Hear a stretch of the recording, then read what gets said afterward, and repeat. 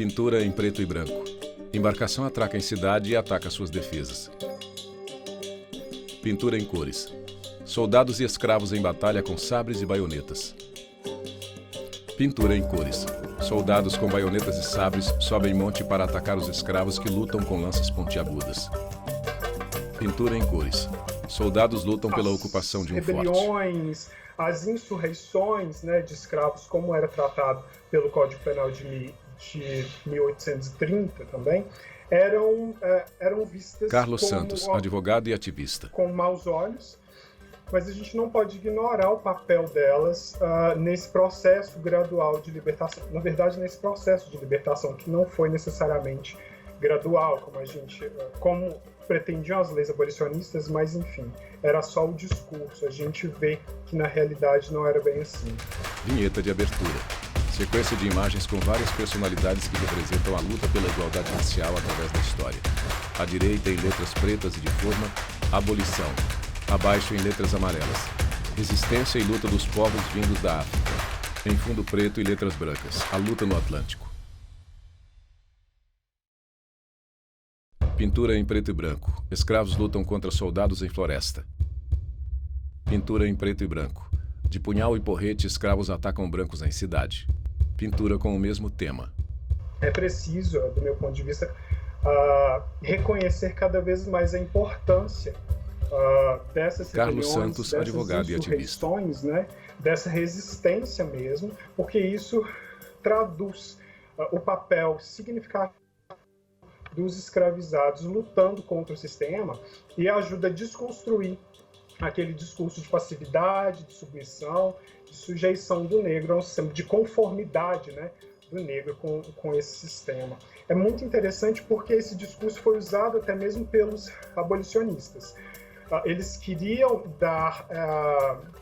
afirmar essa humanidade dos negros, então partiam para esse pressuposto. O próprio Joaquim Nabuco, ele vai dizer no livro dele, O Abolicionismo, que a escravidão não azedou a alma dos escravos contra os senhores, como comumente ocorre nos sistemas entre opressores e oprimidos. Então embora ele fosse um abolicionista, ainda tinha essa visão romantizada do sistema escravista, que negava ele como crueldade, como violência que significou, né? Foto em preto e branco. Homem e mulher em tribo africana. Em Kassange, os Imbangalas, eles são os melhores guerreiros que existem na região. Guilherme Oliveira, historiador. Canal Pensar Africanamente. Histórias de luta e liberdade. Eles também transitam pela região. Eles transitam ali entre o Congo, entre o Dongo, eles vão ao sul, eles vão mais ao norte. Ninguém sabe exatamente de onde são esses Imbangalas, né? Existem aí historiadores que discutem de onde eles surgem, de que forma que eles se constituem, mas os Imbangalas eles não formam um grupo étnico específico, como é o caso dos Bakongos do reino do Congo, ou o caso dos Ambundos do reino do Dongo, né? Os Imbangalas eles se constituem de vários grupos e eles se tornam mestres da guerra. Por onde os Imbangalas passam, é praticamente certeza que eles vão destruir, que eles vão vencer a guerra, que eles vão avançar.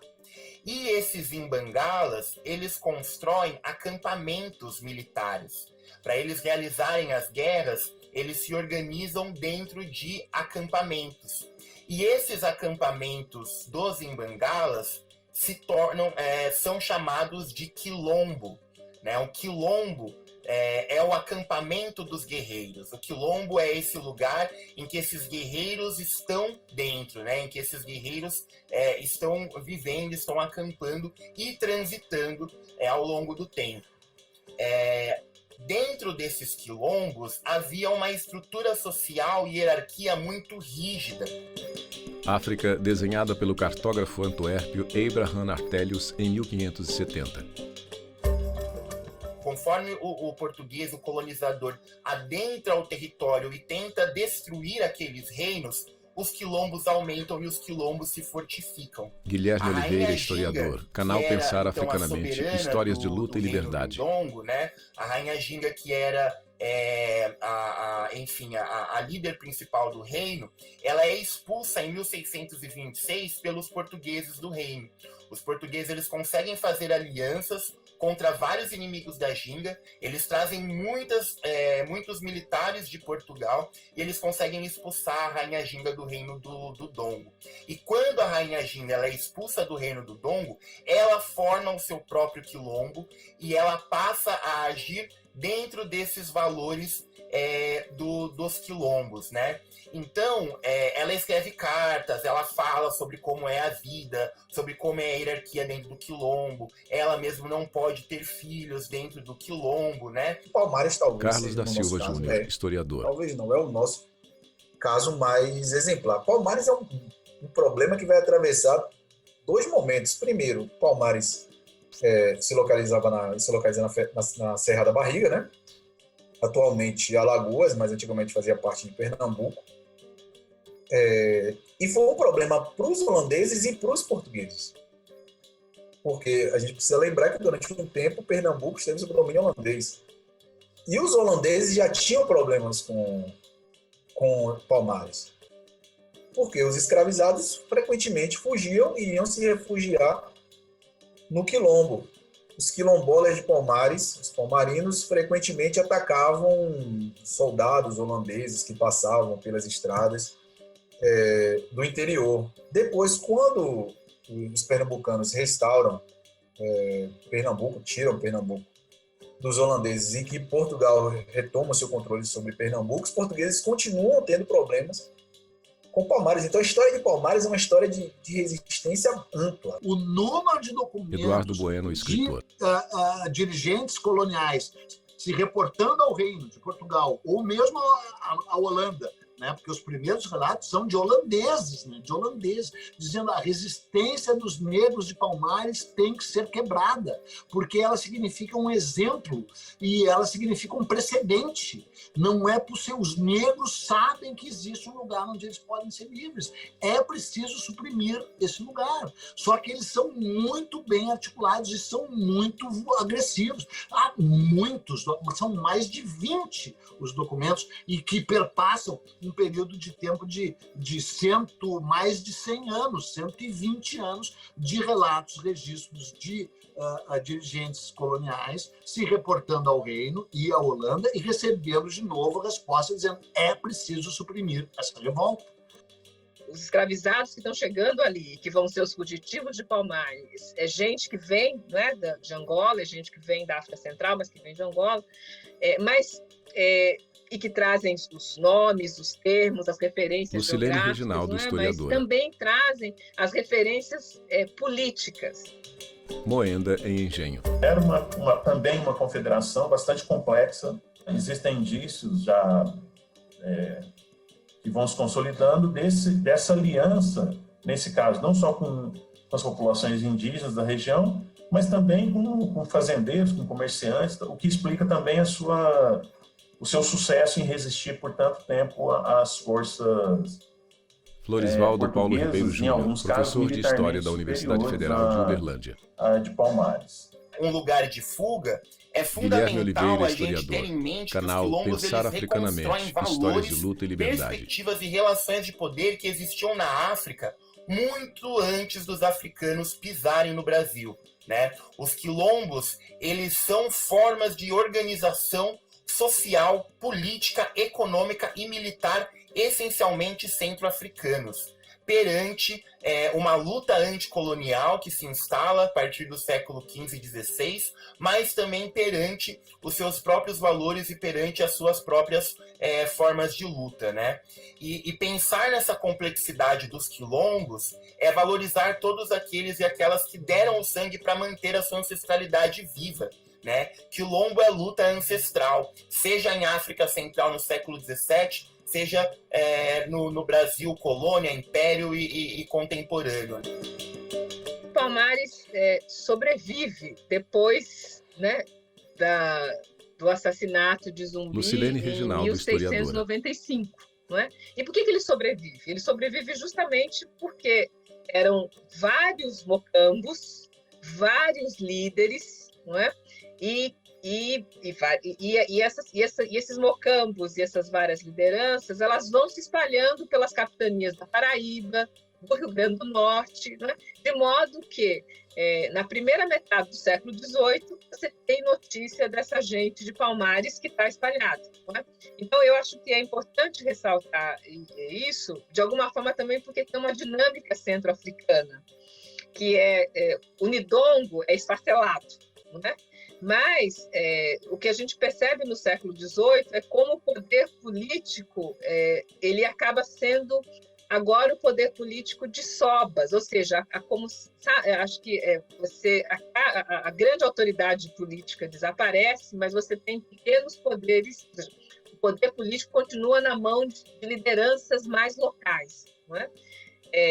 Isso eu acho que é a semelhança com o contexto centro-africano. E no caso, acho que de Palmares, acho que isso ajuda a gente a entender por que ele é uma grande referência política para o movimento negro. Ou seja, né? Então acho que quando se fala Palmares vive, Palmares não morreu, é porque de fato, ou seja, Palmares ele continua, né, depois existindo, né, de uma maneira pulverizada, mas no sentido dele se espalha, não é? A experiência de Palmares se espalha com essas comunidades, com essas lideranças. Você tem notícias disso até o século XVIII, não é? E alguns até a primeira metade do século XVIII, né? E estudiosos têm chamado a atenção para essas comunidades negras, né, do século XIX que ainda remetem à sua origem aí talvez a Palmares. E no Brasil essa experiência se espraiou por todo o território. Então você tem quilombos desde o Amazonas até o Rio Grande do Sul.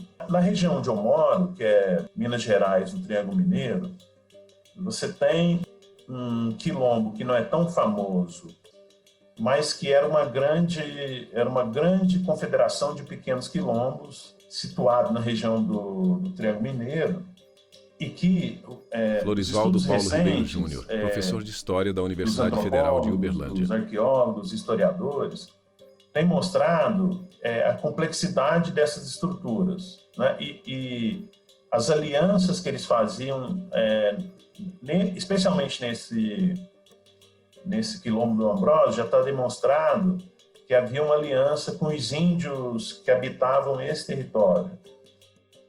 A gente tem uma imagem Lucilene Reginaldo, historiadora. Alguma coisa que é isolada, né? Que é o que a historiografia, né, dos anos 80 mostra, de que o quilombo estava muito mais conectado com as senzalas e com as vilas próximas do que a gente sabia. Há também comunidades que a gente são Washington Nascimento, historiador. Que tem uma outra dimensão, que são construídas praticamente no pós-abolição, né? Que são aquelas comunidades.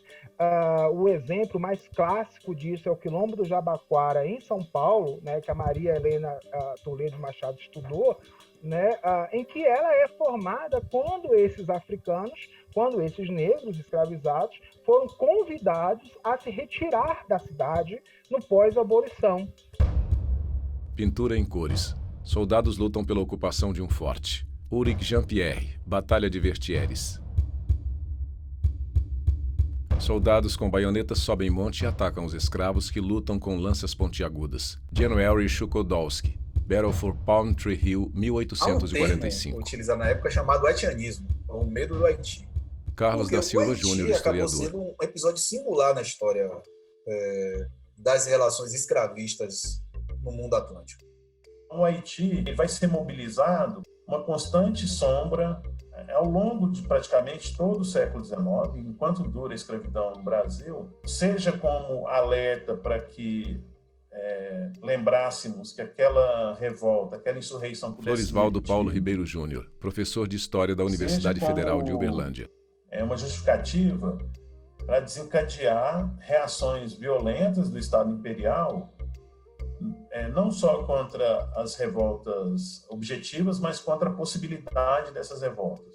Em 1791, nessa grande revolta escrava, que vai acabar, que vai destruir o sistema escravista instalado na ilha. Carlos da Silva Júnior, historiador. Que Saint-Domingue ele é fundamental para compreender esse modelo de resistência nas Américas, inclusive porque, nesse período, na segunda metade do século XVIII, a década de 1770, 80, 90, era o principal produtor mundial de açúcar.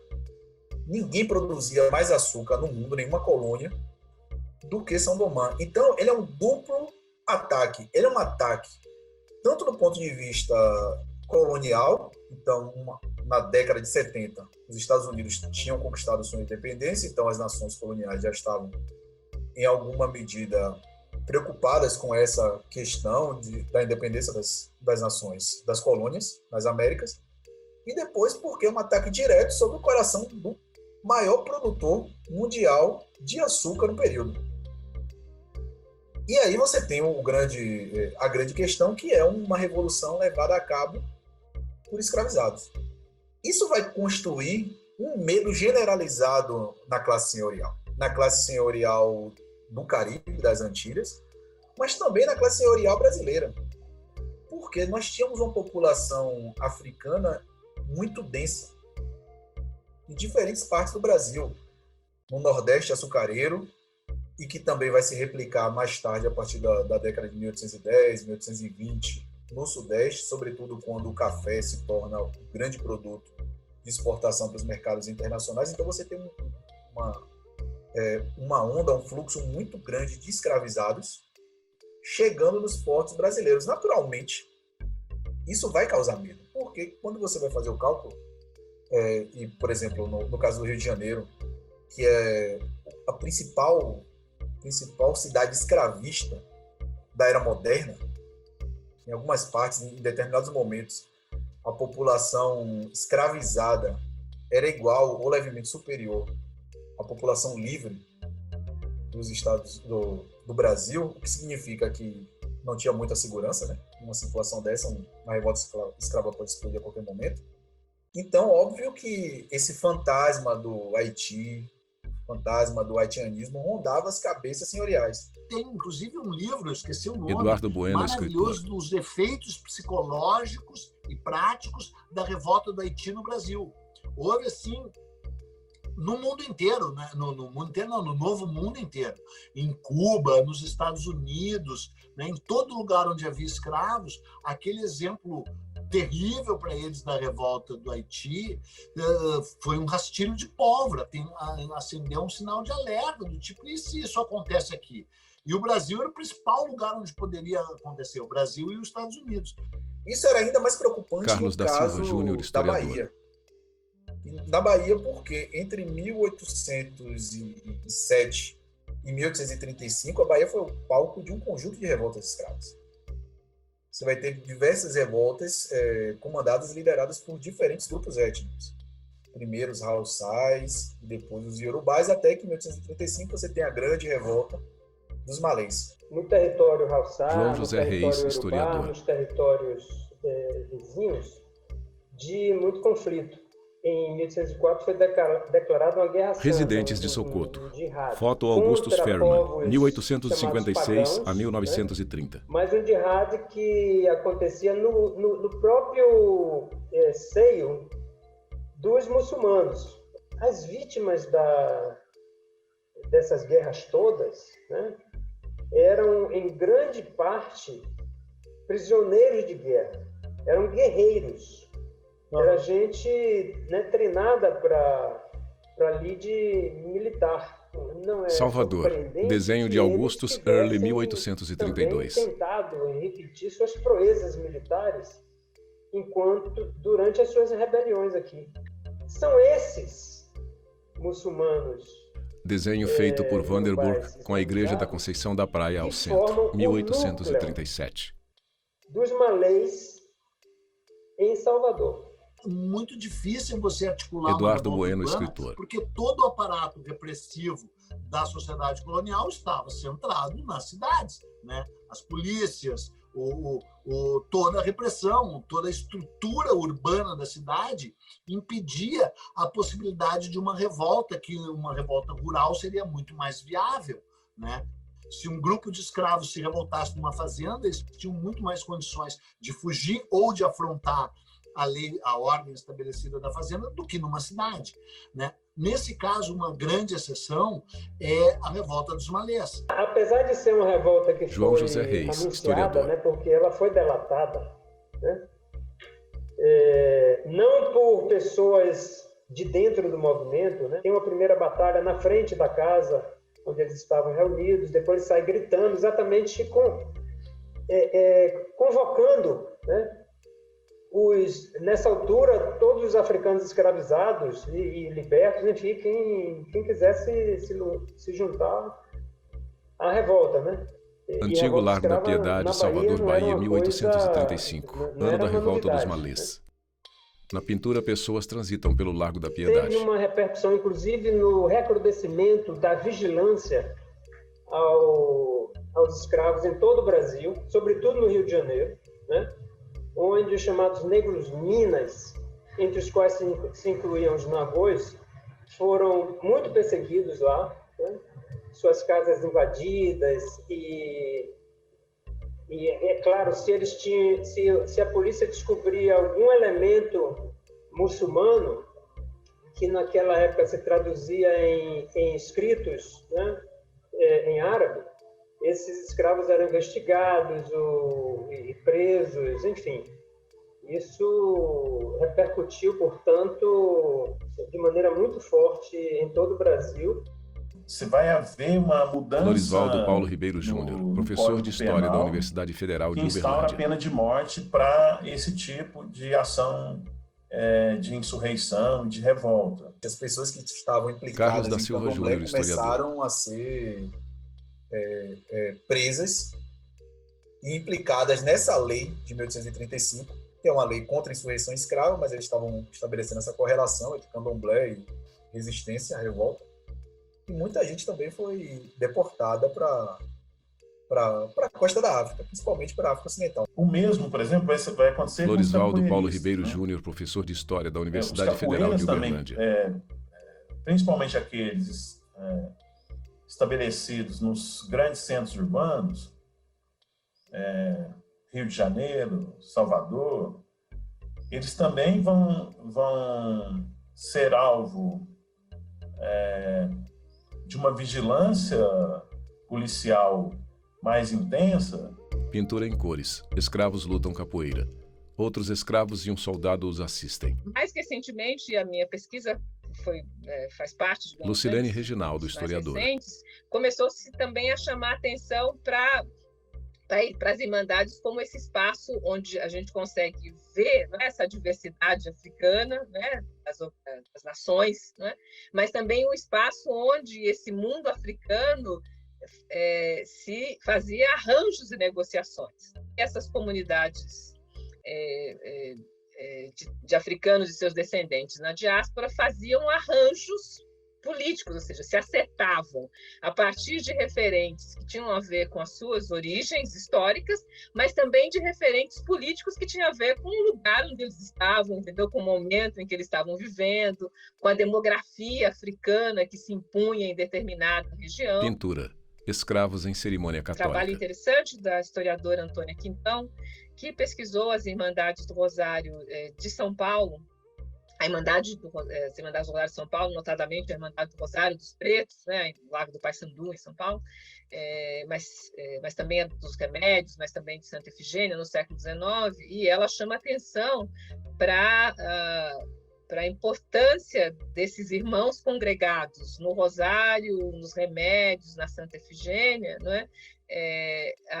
O vínculo bastante estreito que eles tiveram com os caifases do Antônio Bento, ou seja, com essas pessoas que resgatavam, né, ou seja, já no final do século XIX, já, né, muito próximo do final da escravidão, mas esse grupo abolicionista militante, né, que tirava, né, os escravos, né, dos lugares do cativeiro, né, de lugares onde estavam aprisionados, tal, e facilitavam, né, o encaminhamento deles para Santos, para o quilombo do Jabaquara, né?